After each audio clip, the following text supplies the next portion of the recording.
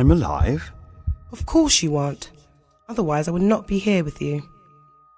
Then I'm... taking your first steps into eternity. Sybil, my old friend, before I walk any further, I need to know what kind of life I led from eternity's point of view. If I was a good man, what do you think? Was I a bad man? Have I achieved anything real? Did people love me? How many enemies have I made in my days? Perhaps more importantly, did I do my duty? Perhaps having lost all points of reference, I can look again at the opportunities and fated accident made by her, which framed my material moments. A passing phase, dare I say, although allowing the slow and majestic pulse of Azerbaijan to flow through my body. Yes, through the reflections of being, I can see those weeks at the beginning, as well as the end. I can watch as I stand here, the 13th of March, 1995, when an armed insurrection aimed to bring me down. Look, over there, a special unit of interior troops led by Colonel Rovshan Shavadov. From this vantage point, I can also see 4 days later, on 17th of March, when units of our Azerbaijani armed forces surrounded the insurgents in their camp to assault it. Yes, they are killing Shavadov, a man who had forgotten the infirmity of our country, before I returned to restore it to full vigour in those early months of real independence. A country with failing infrastructures, no oil revenue to speak of, and a population suffering from far too many privations. If I'm honest, hardly anyone else would have agreed to take those poisoned reins of political power. But it was my duty. Look, I can even view my birth on 10th of May 1923 and my death in 2003.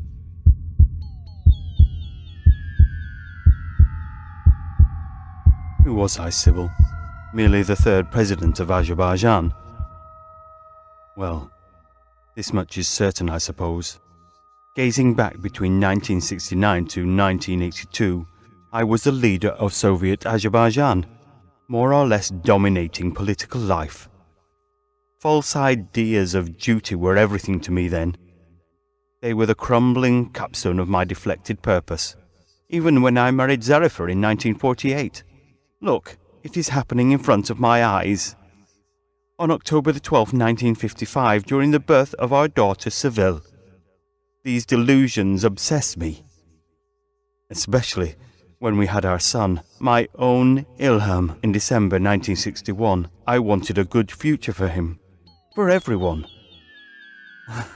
If I don't look away, I will be able to see Zarifa dying of cancer again. I can feel my heart breaking. Of course, Ilham became my pride and joy. I loved my daughter no less than him, but he was my heir, my future, my special gift to Azerbaijan. From where I am now, however, it all seems like yesterday, or maybe tomorrow. I know these things, Heydar. Is there anything else you want to tell me? Any hidden confessions before moving on? Do you have any regrets? Who doesn't have regrets? We are not spirits like you. We are fleshy men and women living inside the pressures and pains of the physical world around us. I recall suffering a heart attack once, long ago. The pain was unbelievable, but nothing compared to the reassertion of Soviet control in Baku. Oh, that numbing, political agony. After all, Black January witnessed the martyrdom of 137 innocent people, our own people, my kith, our kinsfolk, adding another unnecessary tragedy to the bleak storms already brewing over Nagorno-Karabakh. But you wore many faces when you were of Earth. We reincarnate every day, minute by year, second by season, at the start of each and every hour. You spirits construct us this way to satisfy your own ends. All of you worship evolution, the end result of things. Yet, humans are immediate. Look, there is innocent baby Heydar. Then, there is Heydar the cocky schoolboy. A different Heydar lives there as a young man and student. Atop of this was a period when I held high rank in the Communist Party, rivaling Mikhail Gorbachev himself. Later, critics commented, I reinvented myself as a moderate nationalist. What did they know? Such men were deliberately blind to the continuous passion I felt for my culture, my friends, my family, and my country, for my beloved Azerbaijan, its history, its way of life. In us, after all, East meets West. Maybe only my home province of Nakhchivan, where I was an independent governor for a while, did they really see the man behind each of these expressions. Were you ambitious? Most men confuse aspiration with ambition. Should a man have no aim in his life? Surely, what matters is goodwill, the force behind his drive. Clearly, during Elchibi's 1 year in power, I continued to govern Nakhchivan without subordination to the official government in Baku. Unlike him, I believed in keeping public freedom as a facet of duty. This much is true, proved furthermore when the Popular Front's Minister of the Interior, Iskander Hamidov, attempted to forcibly overthrow me. But by this time, the people knew me. So unsurprisingly, he found himself thwarted by a local militia at the regional airport. Indeed, they spontaneously arose in my defense. For love of my people, I even negotiated a ceasefire agreement in Nakhchivan with the then president of Armenia, Levante Petrosyan. Critics tend to forget this. Nevertheless, in this place without context, events replay themselves forever.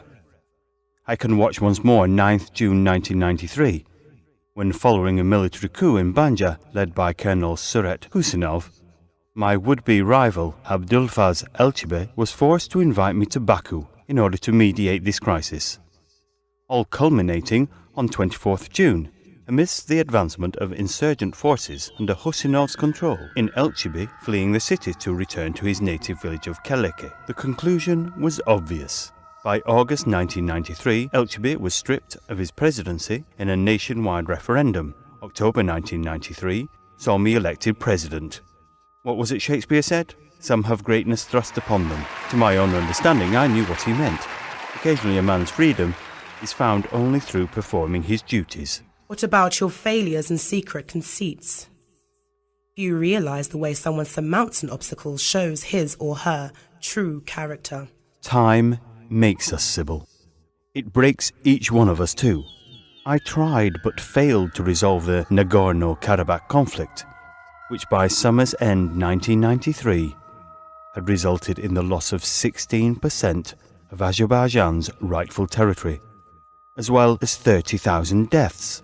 Nowadays, roaming refugees and displaced itinerants mark this beautiful region like a scar. As surgeons, we attempted a counter-offensive in December, but failed to regain control of Kalabajar, Fuzili, and Khojavend, ending up with heavy losses. Every one of them injured me personally, making me an additional casualty. In May 1994, Azerbaijan entered into a fitful ceasefire, which continues to tempestuously hold. Nonetheless, this issue is an open wound for Azerbaijan, because Armenia still occupies Nagorno-Karabakh. Was it all worth it? Since you are now beyond favour, blame and grace, what type of footprint did you make on your world above becoming a statue in a town square? I did my duty. Admittedly, I was not perfect. How could I be? Can a man be made imperfect and then judged by the standards of perfection? On one hand, both I and my people may trace our proud ancestors through the trading cities of the Silk Road into antiquity. On the other hand, we are newborn, modern Azerbaijan itself merely 20 or so years old. Western powers may posture, along with darker influences from the East, wanting to judge us by standards it has taken them centuries to achieve. But we are a fresh idea. We will take the best from past experience and embrace futurity. We will show the nations around us how great human beings can become. I hardly spoke to the Emperor Claudius when he asked me a similar question to yours. Except, that is, for mentioning his body had housed a one-time ruler of the Roman Empire. Sometimes, however, it is fate's good fortune to meet with men like you.